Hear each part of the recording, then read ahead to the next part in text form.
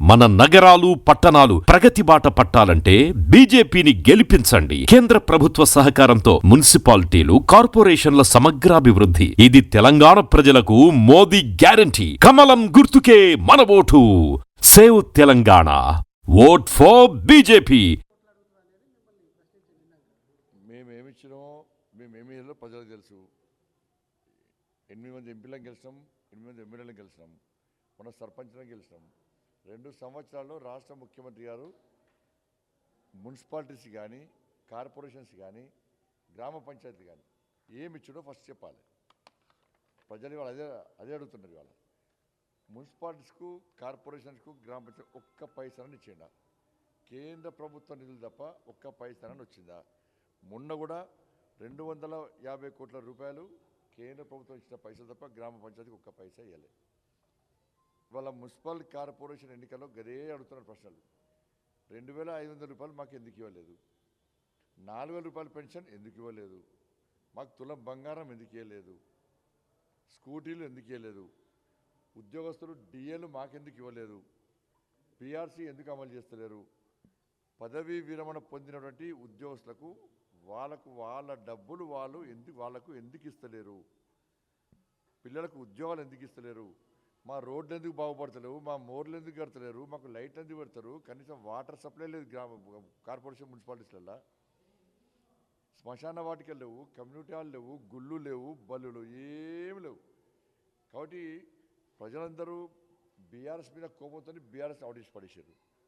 BRS మీద కోపంతో కాంగ్రెస్ పార్టీకి ఓటేసారు. ఓటేసాక 2 సంవత్సరాల్లో కాంగ్రెస్ పార్టీ బండారం అంతా బయటపడ్డది. కాంగ్రెస్ పార్టీ 2 సంవత్సరాల్లో ఏం చేయలే, ఇక చేసే ప్రసక్తే లేదు, ఆ పార్టీ మీద నమ్మకం లేదు అని చెప్పి భావించే ఇలా కార్పొరేషన్లో, మున్సిపల్స్లో భారతీయ జనతా పార్టీని గెలిపించాలని చెప్పి ప్రజలు ఆలోచిస్తున్నారు. అభివృద్ధిని మధ్యలో ఆపొద్దని ప్రజలు ఆలోచిస్తారు. కాబట్టి ఇవాళ ముఖ్యమంత్రి ఆ ఫ్రస్ట్రేషన్లో ఓటమిని అంగీకరించిన ముఖ్యమంత్రి గారు ఆయననే ఓటమిని అంగీకరించే ఇవాళ ఆ వ్యాఖ్యలు చేస్తున్న విషయం వాస్తవం.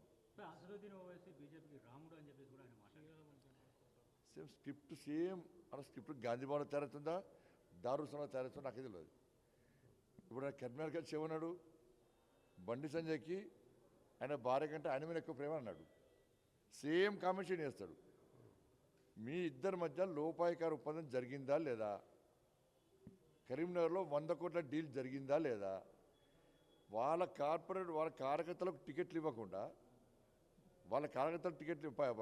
డబ్బులు ఇవ్వకుండా ఇవాళ ఎంఐఎం పార్టీలకు డబ్బులు ఇచ్చి, వాళ్ళని గెలిపించి, వాళ్ళకు మేయర్ ఇచ్చి, వాళ్ళ పార్టీని వాళ్ళే భూస్థాపితం చేసుకుందామని చెప్పి కాంగ్రెస్ పార్టీ నాయకులు ఆలోచిస్తున్నారంటే కాంగ్రెస్ పార్టీ కార్యకర్తలు, కాంగ్రెస్ పార్టీ అభ్యర్థులు ఆలోచించాలి. మీ ఇద్దరి మధ్య లోపాయికార ఒప్పందం కుదిరింది, మేయర్ వాళ్ళకే ఇస్తున్నారు, మీరు గెలిచే పరిస్థితి లేదు కాబట్టి ఇద్దరు కలిసి మమ్మల్ని అడ్డుకునే ప్రయత్నం చేస్తున్నారు. అది కాని పని.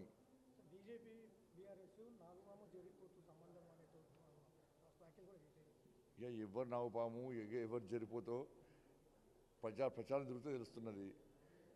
అది నాగుపాము పోయింది. ఇప్పుడు జరిపోతున్న కూడా కాంగ్రెస్ పార్టీ జరిపోతున్న కూడా ప్రజలు కథం చేస్తారు. రాసిపెట్టుకోలేదు.